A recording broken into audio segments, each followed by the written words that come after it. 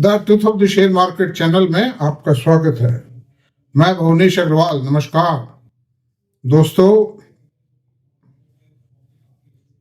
बाजार बदल रहा है, बॉटम आउट हो गया है हमारा। मैं समझता हूँ झटके लगेंगे, बीच बीच में और झटके देंगे। ऐसा नहीं है स्ट्रेट वे वर्टिकली चढ़ता चला जाए ना।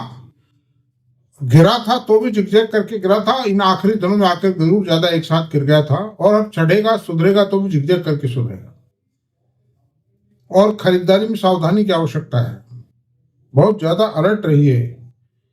फंडामेंटली स्ट्रॉन्ग शेयरों को चेक करके खरीदिए, उनको भी चेक करिए, कंपैरेटिव चार्ट बनाइए उनका। मैं बना के देता हूं आपको चार्ट, लेकिन खरीद की मेरी रिकमेंडेशन है। देश में शेयर बाजारों में पैसा कमाने के लिए मेहनत की आवश्यकता है। पढ़िए लिखिए, मेहनत कीजिए। कौन सा शेयर खरीदना, ये निर्णय लेना सबसे कठिन कार्य है, और लेने के बाद में उस शेयर को रिटेन करना वो बहुत कठिन कार्य है। लेकिन वो क्या है कि आप उस शेयर को रोक जब पाएंगे। देखिए, हर कंपनी में दिक्कतें भी आती हैं, ऐसा तो है नहीं कोई दिक्कत नहीं आएगी। आज रिलायंस को भी दिक्कतें आती हैं, टाटा कंसल्टेंसी को भी दिक्कतें आती है, एचडीएफसी बैंक को भी दिक्कतें आती है, जो एलएनटी को भी दिक्कत आती है। दिक्कत सबको आएगी, व्यापार है। आपका आपका हमारा जो इंडिविजुअल जीवन है उसी में दिक्कतें आ जाती हैं। कभी फीवर आ जाता है, कभी जुकाम लग जाता है, आप सड़क पर चल रहे हैं, कभी हमारी गाड़ी पंक्चर हो गई। दिक्कतें हर जगह आएंगी। व्यवहारिक जीवन है, भौतिक जीवन है। तो उस ऊंचे नीचे से, छोटी मोटी चीज से घबरा के और मैदान छोड़ जाए आदमी, उसकी तो पराजय निश्चित है। वो तो कर ही नहीं पाएगा कोई भी काम। कोई भी काम करने के लिए एक लड़का 2 साल तक आईएएस के एग्जामिनेशन की तैयारी करता है, और जबरदस्त एग्जाम की तैयारी करता है, पैसा भी खर्च करता है, और रिटन पास भी जाता है, इंटरव्यू देने जाता है, उसमें भी हजारों रुपए खर्च होते हैं, और उसका सिलेक्शन नहीं होता। बताइए आप क्या फिर प्रयास करेगा वहां। इसी प्रकार से आप कोई भी व्यापार करते हैं, शुरू में घाटे लगते हैं, उसमें खर्चे बर्चे के घाटे लगते हैं। कोई दुकान किराए पे लेगा, आज आदमी 50,000 रुपये महीने में कोई दुकान किराए पर ली, उसमें फर्नीचर डाला, माल डाला उस पर, तो पहले दिन से उतना कमाना थोड़ी शुरू कर देगी, सारे खर्चे निकल जाए। Risk factor is everywhere. Risk factor in every physical activity of the world exist. Risk के बिना लाभ नहीं है।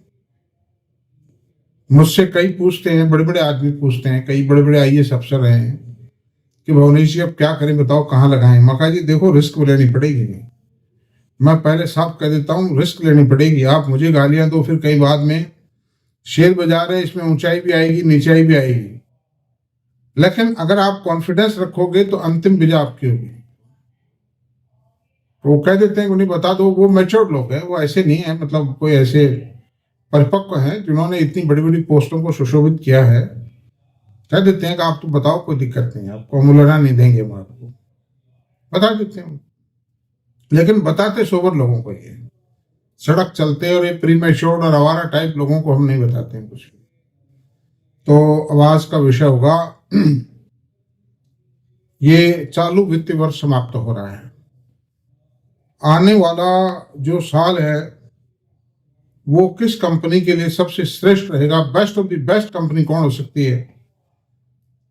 ऐसा नहीं कि एक ही कंपनी बेस्ट होगी जिस पे चर्चा करेंगे, नहीं, और भी बहुत सी कंपनियां होंगी, उन पे चर्चा कर भी चुके हैं और करते रहेंगे साल भर में। लेकिन आज जो उस कंपनी पे चर्चा करेंगे जो best of the best company of the year, next financial year, star of the year होगी।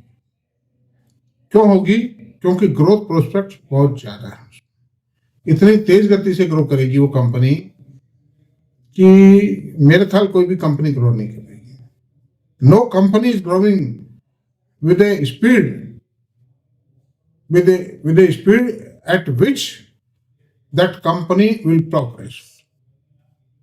आप देखिए, ग्रीन एनर्जी में करीब आने वाले 5 साल में 30 लाख करोड़ का इन्वेस्टमेंट होना है।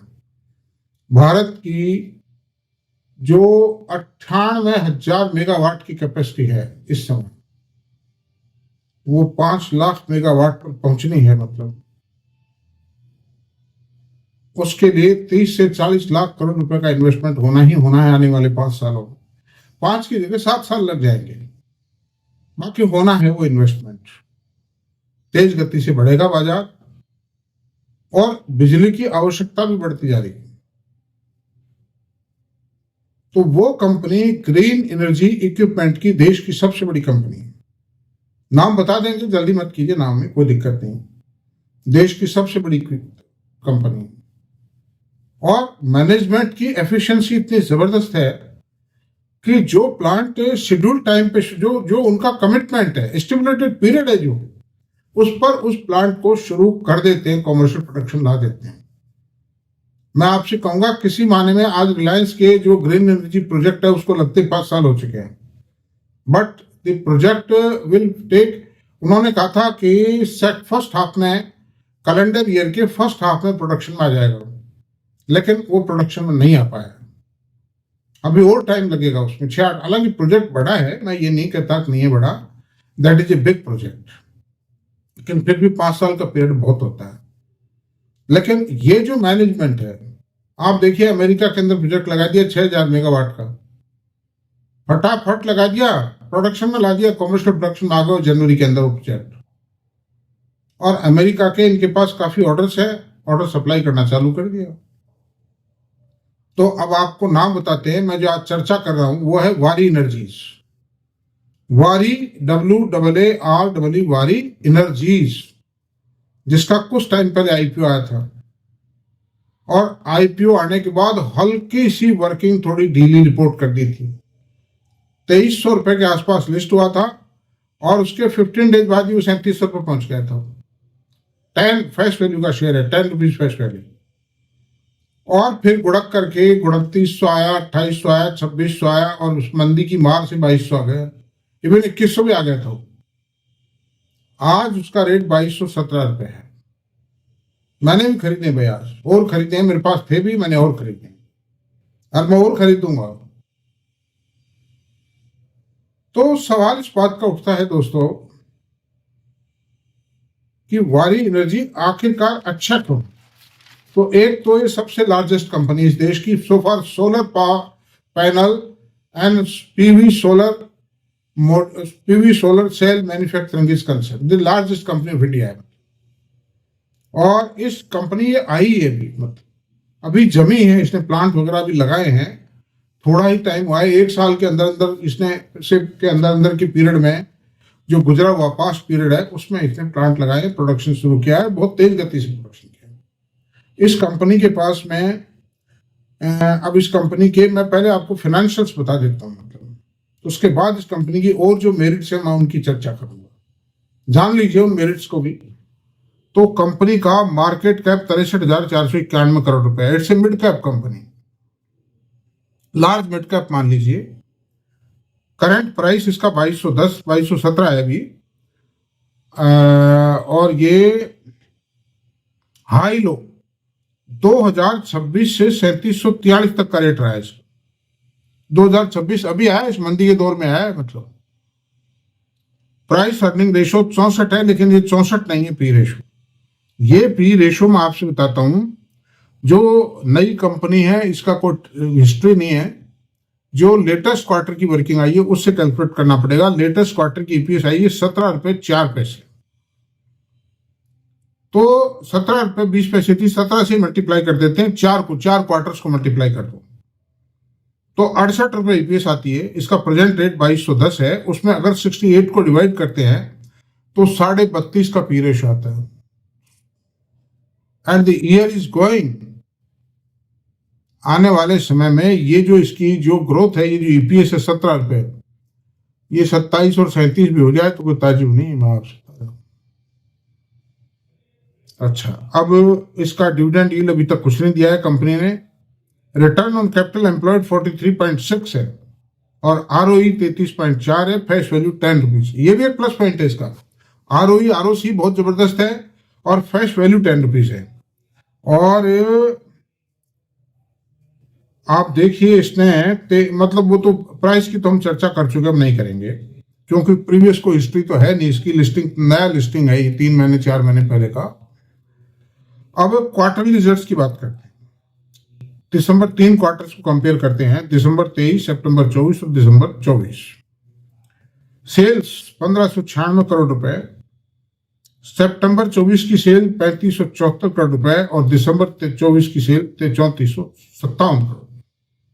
सेल में कोई बढ़ोतरी नहीं है पिछले क्वार्टर से इसमें, लेकिन मार्जिन में जबरदस्त बढ़ोतरी हुई है। दिसंबर 23 में 11% थे, सितंबर 24 में 15% थे और दिसंबर 24 में 21% मार्जिन है, 21% मार्जिन है। नेट प्रॉफिट था 141 करोड़ रुपए था दिसंबर 23 में, सितंबर 24 में 376 करोड़ रुपए था और दिसंबर 23 में 507 करोड़ था। लेकिन मैं आपसे बताऊं ये कुछ भी नहीं है जो आने वाले समय में होगा। 500 नहीं, आप तो 2000 रुपए पर क्वार्टर की बात कीजिए प्रॉफिट की। 2000 crore rupees per quarter profit is quite possible in this company. क्योंकि जो मैं बताऊंगा अभी आगे चल के आपको बहुत सी बातें हैं। ईपीएस 6.32, 17.13.73, 17.15, इक्विटी 263 करोड़ रुपए, रिजर्व 4583 करोड़ रुपए, बोरोविंग 985 करोड़ मात्र है इसकी। पब्लिक से लेगी पैसा सस्ते दामों में, बिना ब्याज का पैसा, उससे प्रोजेक्ट लगेंगे, आईपीओ में लेगी पैसा। Current capital work in progress जो है 2510 करोड़ रुपए के बता रहे हैं, लेकिन ये प्रोजेक्ट पूरे हो चुके हैं। सन 24 का था, 25 की बैलेंस शीट की बात कर रहा हूं मैं, तो आई 25 की बैलेंस शीट। अब आप देखिए कि सोलर कंपनी की कॉनकाल की मैंने स्टडी की है और उसमें कंपनी ये कहती है कि जो वर्ल्ड की बात करते हैं, पहले तो विश्वव्यापी बात करते हैं, दुनिया का जो प्रेजेंट जो इंस्टॉल कैपेसिटी है सोलर पावर की, ये 2.1 टेरावाट्स है। टेरावाट का मतलब ये करीब 1 लाख मेगावाट, और इसको 2030 तक 5.8 टेरावाट तक पहुंचना है, यानी ट्रिपल कैपेसिटी होनी ही होनी है। अच्छा, इंडिया की बात करते हैं। 1998 गीगावाट कैपेसिटी इंडिया की इंस्टॉल कैपेसिटी इस समय, जिसको सन 2030 तक 280 गीगावाट होना ही होना है, बल्कि ज्यादा होगा, ये 280 से भी ज्यादा होगा। जिस प्रकार से प्रोजेक्ट सैंक्शन हो रहे हैं, ये पहले के एस्टीमेट है सब। अच्छा, 20% एक्सपोर्ट करती है कंपनी, 80% डोमेस्टिक है। कंपनी के पास में 26.5 गीगावाट के ऑर्डर्स हैं, यानी जो कंपनी की इंस्टॉल कैपेसिटी उसके 2 साल के बराबर ऑर्डर्स मौजूद हैं कंपनी के पास। उसमें 54% तो ओवरसीज ऑर्डर है, 46% डोमेस्टिक है। लेकिन ओवरसीज ऑर्डर्स में ये कंपनी डिलेट करती है, मतलब थोड़ा सा 2 साल का टाइम है उसमें, तो इसलिए उसका जो रेवेन्यू आता है कंपनी में, उसमें कंपोनेंट 20% रह जाता है। अच्छी बात है। और कंपनी का 5.4 गीगावाट का सोलर सेल का प्रोजेक्ट गुजरात के चिखली में प्रोडक्शन में आ चुका है, और 6 गीगावाट का सोलर पैनल मॉड्यूल का जो प्लांट है वो उड़ीसा के अंदर प्रोडक्शन में आ जाएगा सन 27 के एंड तक। काम चल रहा है उस पर। और अनदर थिंग मैं आपसे बताऊंगा कि अमेरिका में 6000 मेगावाट का जनवरी में प्रोडक्शन आ चुका है, जिसका रेवेन्यू भी अब जुड़ेगा, इसमें आने वाले क्वार्टर्स में जुड़ेगा, उसका रिफ्लेक्शन नजर आएगा। दूसरी बात, 1.4 गीगावाट पीवीसी सेल जो था चिखली में प्रोडक्शन में, कमर्शियल प्रोडक्शन आ चुका। बाकी 4 गीगावाट अप्रैल मई तक कमर्शियल प्रोडक्शन में आ जाएगा। तो now they can prepare orders for that. और फिर ये ग्रीन हाइड्रोजन और इलेक्ट्रोलाइजर के अंदर भी डाइवर्सिफाई कर रहे हैं। उसके प्रोजेक्ट बोर्ड से सैंक्शन हो चुका है, बोर्ड ऑफ डायरेक्टर से, और उस पर काम शुरू चल रहा है। तो अंडर दीज सर्कमस्टेंसेज दोस्तों, मैंने इसमें बहुत बड़ा पैसा लगाया है, और मैं वही खास तौर से रिकमेंड करता हूं जिसको या तो मैं बहुत इन डेप्थ स्टडी कर लेता हूं, और या मैं खुद उसमें पैसा लगा दो, इससे बड़ा कोई सबूत नहीं हो सकता। लेकिन मेरी कोई रिकमेंडेशन नहीं है दोस्तों खरीदने की, यह आपको अपना निर्णय लेना है अपने हिसाब से। Thank you very much. आज का वीडियो यहीं तक रहने देते हैं। आपको वीडियो पसंद आया तो प्लीज इसको लाइक करें, शेयर करें, सब्सक्राइब करें। Thank you very much.